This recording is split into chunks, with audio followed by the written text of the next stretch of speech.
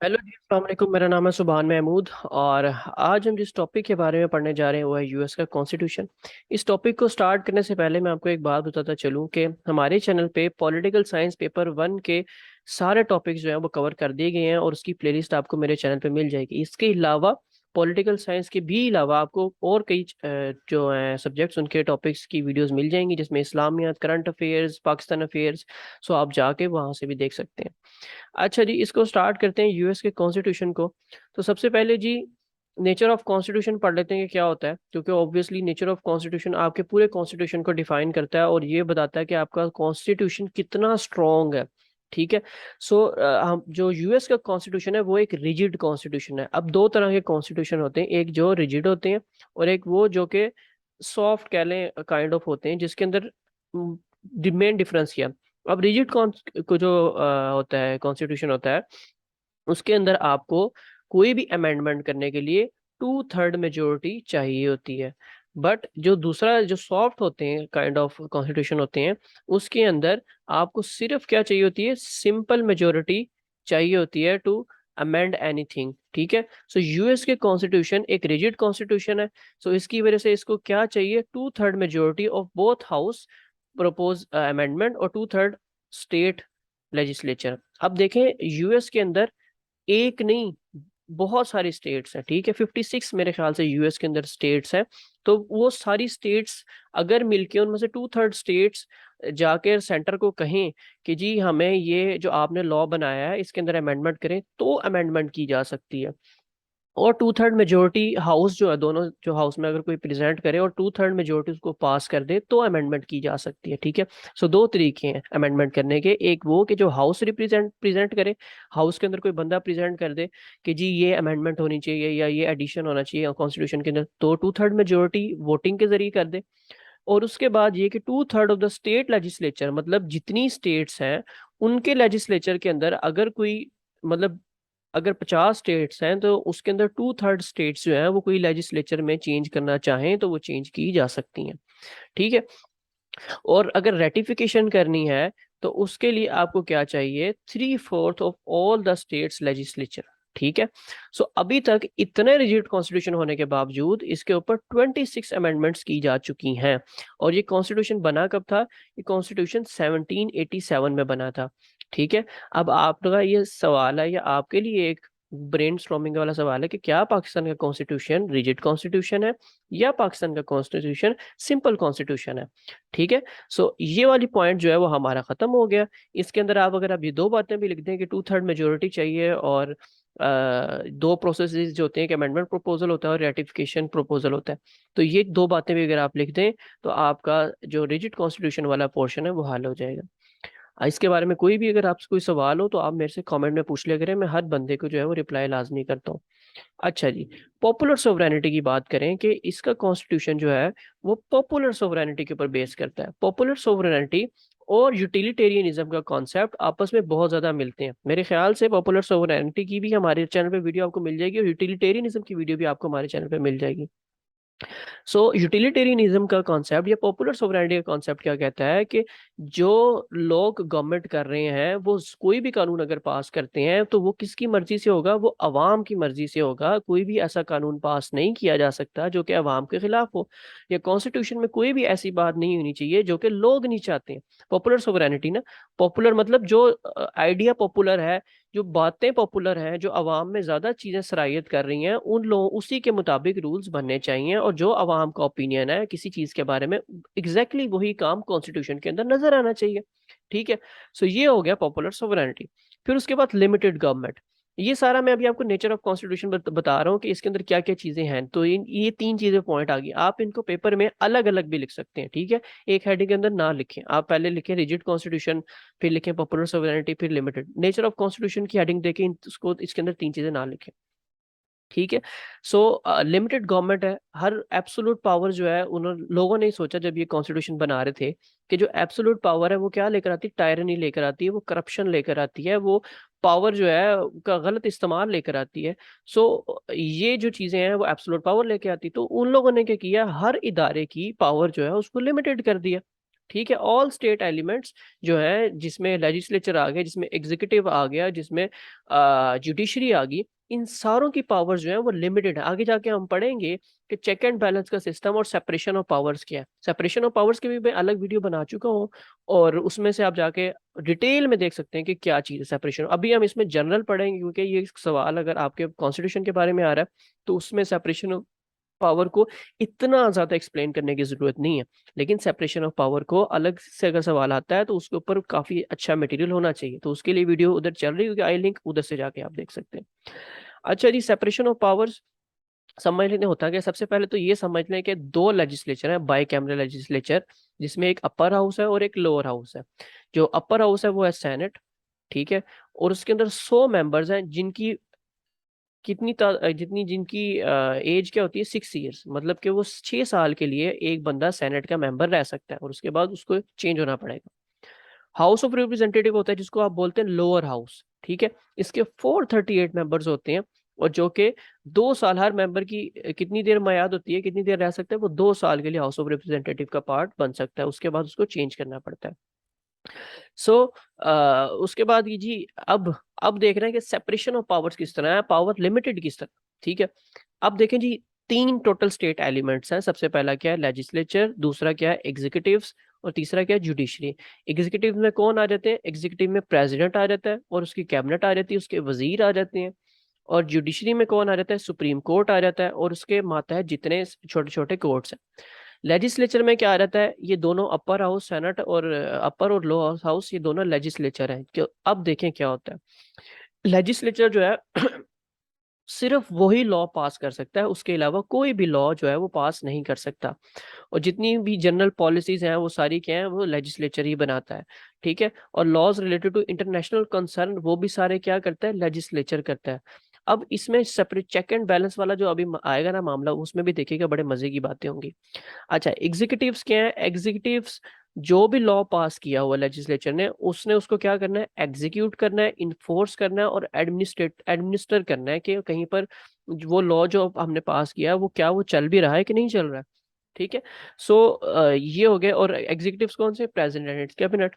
फिर जुडिशरी क्या है, जुडिशरी है सुप्रीम कोर्ट, जो कि अपनी जुडिशियल पावर जो है वो यूज करके लोगों के जो जो आपने लेजिस्लेचर बनाया हुआ है और एग्जीक्यूटिव जो उसके ऊपर अमल दरामद कर रहे हैं, क्या वो ये काम ठीक तरीके से कर भी रहे हैं कि नहीं कर रहे हैं, क्या लोग सही तरीके से लॉस को फॉलो कर रहे हैं कि नहीं कर रहे हैं। तो उसके ऊपर जो है वो कौन देखती है, जुडिशरी देखती है, ठीक है। और इस जुडिशरी के पास जुडिशियल रिव्यू की पावर भी है। जुडिशियल रिव्यू भी आगे जाके देखते हैं कि क्या होता है। ठीक है, तो ये जो लॉज लेजिस्लेचर ने बनाए हैं उनको इंटरप्रेट करती है, और फिर उसके बाद केसेस डिसाइड करती है किसके मुताबिक, इसी बनाए हुए लेजिस्लेचर के मुताबिक, इन्हीं के बनाए हुए कवानीन के मुताबिक। ठीक है, सो सारे जजेस के लिए कवानीन कौन बनाते हैं, जुडिशरी बनाती है, और उसको अमल दरामद कौन करवाता है, एग्जीक्यूटिव्स करवाते हैं। ठीक है, तो ये सेपरेशन ऑफ पावर्स है। ये ज्यादा जो है ना, आपस में एक दूसरे में ये लोग इंटरफेयर नहीं कर सकते हैं, ना जुडिशरी कोई कानून बना सकती है और ना एग्जीक्यूटिव कोई कानून बना सकती है। ठीक है, और लेजिस्लेचर कभी किसी कानून को इन्फोर्स नहीं करवा सकता। So system of check and balance पढ़ते हैं। अभी इसमें सिर्फ मैंने एक एग्जांपल लिखी है, इसकी बेतहाशा एग्जांपल्स हैं, जो कि मेरी इसकी जो अलग से वीडियो जिसके अंदर सेपरेशन ऑफ पावर्स और मैंने system of check and balance बताया हुआ है, उसके अंदर मैंने सबको डिस्कस किया हुआ। सो वो लाजमी देखिएगा, क्योंकि इसके ऊपर अलग से क्वेश्चन आ जाता है और बड़ी दफा आता है, बहुत इंपॉर्टेंट क्वेश्चन है। ठीक है, so system of check and balance के ऊपर बात करते हैं।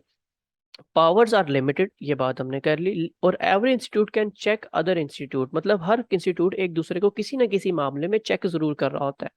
जैसे कि कांग्रेस क्या करती है, वो लॉ बनाती है, लेकिन प्रेसिडेंट के पास पावर है कि वो क्या कर दे, उस लॉ को वीटो कर दे। वीटो पावर क्या होती है कि चाहे तो उस कह दे कि ये लॉ जो है वो सही नहीं बना, इसके अंदर ये प्रपोज, ये कह दे कि इसके अंदर ये चीज ऐड करें या ये चीज सब्ट्रैक्ट करें, तो प्रेसिडेंट के पास इतनी पावर है कि उस लॉ को क्या कर दे, वीटो कर दे। और अब जी, इसका मतलब तो ये हुआ कि प्रेसिडेंट के पास तो बेतहाशा पावर आ गई ना। लेकिन फिर क्या करता है कि प्रेसिडेंट के किए हुए वीटो को ओवर रूल भी किया जा सकता है, अगर फिर से 2/3 मेजोरिटी जो है वो उसको उस लॉ को दोबारा से पास कर दे। ठीक है, तो ये चेक देखें, सिस्टम ऑफ चेक है। तो क्या हुआ जी, आपने कांग्रेस ने लॉ पास किया, प्रेसिडेंट ने उसको कहा जी ये ठीक नहीं है, फिर वो उसको दोबारा कांग्रेस में लेके गए और फिर लोगों ने दोबारा पास कर दिया। तो एक तरह से ये चेक भी हो गया, जो एडिशन प्रेसिडेंट करवाना चाहता था वो भी हो गई और वो लॉ भी पास हो गया। फिर कांग्रेस चाहे तो प्रेसिडेंट को निकाल सकती है, बट ऐसा हुआ नहीं कभी। बहुत ही कोई मुश्किल चीज हो जाए ना तो इम्पीचमेंट होती है, नहीं तो कांग्रेस के पास बिल्कुल अथॉरिटी नहीं है कि वो प्रेसिडेंट को निकाल सके। इम्पीच किया जा सकता है, इम्पीच का मतलब है उसको बिल्कुल माजूल कर देना, लेकिन वो भी इन तब केस होता है कि जब कोई मुल्क से गद्दारी कर जाए या कोई बहुत ही बड़ा काम कर जाए। लेकिन नॉर्मल हालात में कभी भी नो कॉन्फिडेंस मूवमेंट नहीं आ सकती कांग्रेस की तरफ से प्रेसिडेंट के लिए, ठीक है, तो प्रेसिडेंट उसको नहीं निकाल सकता। फिर जुडिशरी के पास पावर है जुडिशियल रिव्यू की। जुडिशियल रिव्यू क्या होता है कि सू मोटो जिसको आप बोलते हैं, कि कोई भी जुडिशरी जो है वो किसी भी रूल के खिलाफ ये ले सकती है कि ये जो रूल पास किया है ये ठीक नहीं है, इसको आप देखें, ठीक है, और उसको चेंज करने के लिए कह सकती है, ठीक है, जुडिशरी। और एग्जीक्यूटिव अगर कोई अपना काम ठीक से नहीं कर रहा है तो वो उसको बुलाकर पूछ सकती है कि जी ये काम आप ठीक क्यों नहीं कर रहे हैं, क्या मसला आ रहा है इसके अंदर, ठीक है। तो जुडिशरी के पास भी ये पावर है कि वो एग्जीक्यूटिव को देखे और कांग्रेस को देखे। और कांग्रेस के पास भी ये पावर है कि वो प्रेसिडेंट को इम्पीच कर सके अगर प्रेसिडेंट कोई बहुत ही बुरा है, कोई बहुत ही मसले कर रहा है। और प्रेसिडेंट के पास भी ये पावर है कि वो वीटो कर सके कांग्रेस के बनाए हुए रूल को, और कोई एडिशन करवाना चाहिए तो करवा दे, ठीक है। तो ये सारे मिलकर आपस में काम करते हैं। फिर आ जाता है जी फेडरल सिस्टम। जो यूएस है वो यूनाइटेड स्टेट्स ऑफ अमेरिका लिखा हो, क्या लिखा हो, यूनाइटेड स्टेट्स, मतलब जुड़ी हुई स्टेट्स अमेरिका की। तो क्या हो गया, ऑब्वियसली काफी ज्यादा स्टेट्स हैं यूएस के अंदर। पहले क्या थी, 13 स्टेट्स थी, और अब कितनी है, 50 स्टेट्स हैं। मैंने शायद पहले 56 कह दिया, तो वो उसके लिए माजरत। अच्छा, सो यूएस जो है वो फेडरल इन करेक्टर है, मतलब कि इसका फेडरेशन वाला सिस्टम है कि जिसके अंदर सेंटर के पास कुछ पावर्स है, और रेजिडुअल पावर्स जो है वो किसके पास है, फेडरेटिंग यूनिट्स यानी कि स्टेट्स के पास।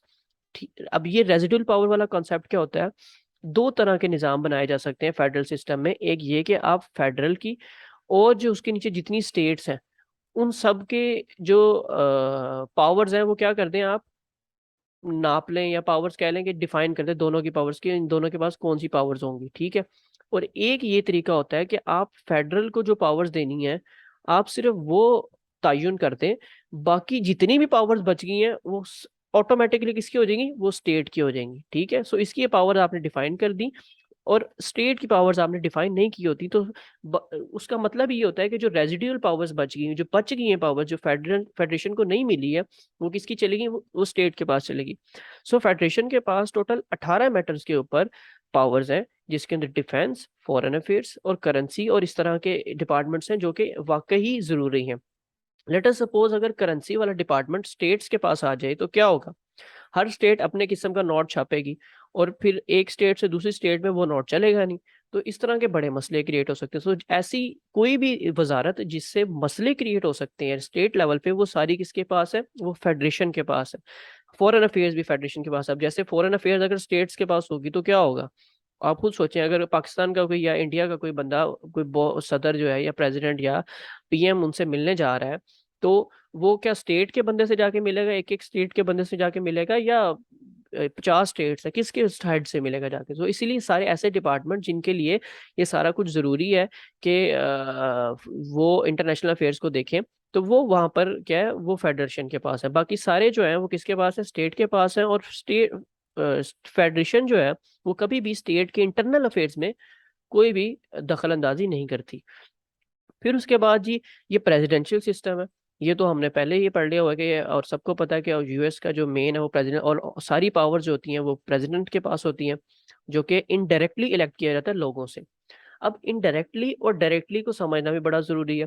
डायरेक्ट इलेक्शंस वो होते हैं कि जिसके अंदर आप डायरेक्ट वोट डालकर किसी बंदे को सिलेक्ट करें, और वो बन जाए। जैसे कि अयूब खान बना था, अयूब खान जो था वो डायरेक्ट इलेक्शन के थ्रू बना था ना, आपने उसके लिए डायरेक्ट वोट डाला था। लेकिन इसके अंदर क्या था कि आपने यूएस के लिए आप अपने नुमाइंदे चूज करते हैं, और वो नुमाइंदे क्या होते हैं आगे जाके अपना प्रेसिडेंट चूज करते हैं। जैसे कि हम पाकिस्तान में अपना पीएम चूज करते हैं, हम एमएनए को जिताते हैं, एमएनए आगे जाके उस बंदे को सिलेक्ट करते हैं जिसने बनना होता है। सो हम भी इनडायरेक्टली जो है वो पीएम को सिलेक्ट करते हैं, यूएस का भी यही सिस्टम है। अच्छा जी, can not be remove by no confidence except impeachment, ये मैंने बात कर दी। नॉट रिस्पॉन्सिबल टू कांग्रेस, ना वो कांग्रेस का पार्ट होता है, ना वो कांग्रेस के लिए किसी चीज के लिए रिस्पॉन्सिबल होता है, और ना उसकी कैबिनेट का कोई मिनिस्टर जो है, प्रेसिडेंट की कैबिनेट का कोई मिनिस्टर वो कांग्रेस का पार्ट होता है। तो कह लो ये सेपरेशन ऑफ पावर है, ठीक है ना। तो उसका कांग्रेस में कोई दबदबा नहीं है, लेजिस्लेचर ने अपना कानून बगैर प्रेसिडेंट के प्रेशर के पास करना है, ये कितने मजे की बात है कि जो एग्जीक्यूटिव है वो, उसको कोई टेंशन नहीं है कि यार मैंने ये लॉ पास करवाना है, मैंने वो लॉ पास करवाना है। उसने सिर्फ क्या करना है, अपनी जो एग्जीक्यूटिव वाले काम है, जो लॉ एनफोर्समेंट वाले काम है वो करवाने। लेजिस्लेचर वाले ने अपना आराम से कानून पास करना है, और उसके ऊपर कोई प्रेसिडेंट का प्रेशर नहीं है कि यार ये कानून तो हमारे प्रेसिडेंट को पसंद ही नहीं आएगा, ठीक है ना। तो ये बड़े मजे की चीज है कि जी कैबिनेट मिनिस्टर जो है वो किसी कांग्रेस का मेंबर नहीं होता है, ठीक है, और कैन नॉट इंटरफेयर और डिसॉल्व कांग्रेस, और वीटो पावर इसके पास है। लेकिन ये क्या इंटरफेयर और डिसॉल्व कांग्रेस को नहीं कर सकता, ठीक है। लेकिन वीटो पावर सिर्फ है कि अगर कोई कानून आए तो उसको वीटो कर सकता है, लेकिन उसके बाद भी फिर कांग्रेस के पास पावर है कि वो 2/3 मेजोरिटी से उसको दोबारा पास करवा ले। अच्छा जी, अब बिल ऑफ राइट्स की बात करते हैं कि जब नया नया कॉन्स्टिट्यूशन बना था तो इसके अंदर फंडामेंटल राइट्स मौजूद नहीं थे, ठीक है। ओरिजिनल ड्राफ्ट में फंडामेंटल राइट्स ज्यादा अच्छी तरीके से मौजूद नहीं थे। फिर क्या हुआ, पहली 10 अमेंडमेंट्स जो हैं उनको बोलते हैं बिल ऑफ राइट्स। क्यों? क्योंकि उसके अंदर क्या हुआ था, ज्यादातर फंडामेंटल राइट्स पास हुए थे, जिसके अंदर right of person, right of property, right of speech, press, religion, assembly, assembly का मतलब पॉलिटिकल पार्टी बनाना या एक जगह पे लोगों को इकट्ठा करके कोई बात करना, कोई ऑर्गेनाइजेशन बनाना। सो ये सारे राइट्स जो हैं वो आपको पहली 10 अमेंडमेंट्स के बाद मिले हैं, जिनको आप बोलते हैं बिल ऑफ राइट्स। और ये क्या, इन्फोर्स बाय जुडिशरी, ठीक है। Supreme court is the guardian of rights. ये सारे जो बिल ऑफ राइट्स है, ये जो सारे राइट्स हैं, ये कौन इंश्योर करता है कि लोगों को मिले? जुडिशरी इंश्योर करती है। सुप्रीम कोर्ट जो उधर का वो है, वो क्या है, गार्डियन ऑफ राइट्स। अगर किसी के राइट्स के खिलाफ कुछ हो रहा है तो वो सारा बिल ऑफ राइट्स के अंदर के जरिए देखा जाता है। स्पॉइल सिस्टम की बात कर लेते हैं। स्पॉइल सिस्टम क्या है जी? स्पॉइल सिस्टम ये कहता है कि, ये बड़ी आसान सी बात है और ये बड़े आराम से आपको समझ आ जाएगी, कि स्पॉइल सिस्टम ये कहता है कि जैसे ही नया प्रेसिडेंट जो है उसको आप सिलेक्ट करेंगे, तो उसके बाद क्या होगा, जो जो जो जो नया प्रेसिडेंट सिलेक्ट हुआ है उसकी कैबिनेट आ जाएगी, उसकी मर्जी के वजीर सारे होंगे। ऑब्वियसली ये हर जगह पर होता है कि जैसे ही कोई नया प्रेसिडेंट आता है, तो जैसे पाकिस्तान में भी अगर पीटीआई की गवर्नमेंट आ जाती तो वो पीएमएलएन के लोगों को तो नहीं उसमें रखेंगे ना कैबिनेट में अपनी, या वो किसी को वजीर तो नहीं बना देंगे।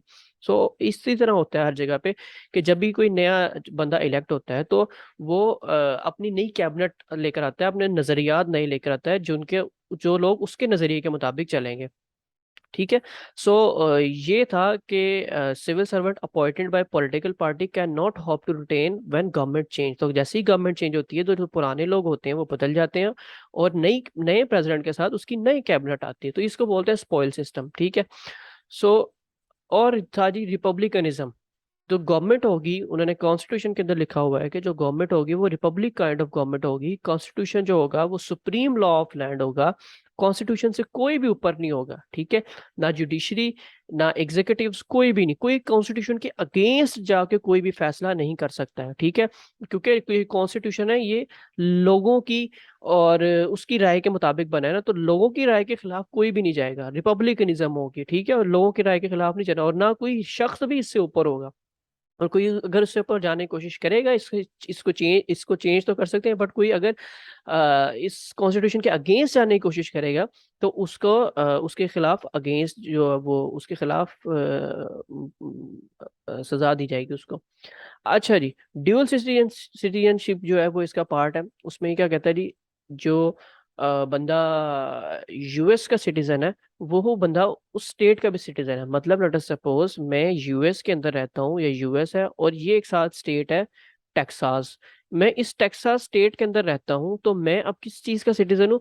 मैं इस स्टेट का भी सिटीजन हूँ और मैं यूएस का भी सिटीजन हूँ। सो ड्यूअल सिटीजनशिप यही कहती है, ठीक है। So that's it for today. इंशाल्लाह मिलते हैं नेक्स्ट लेक्चर में विद सम न्यू कंटेंट।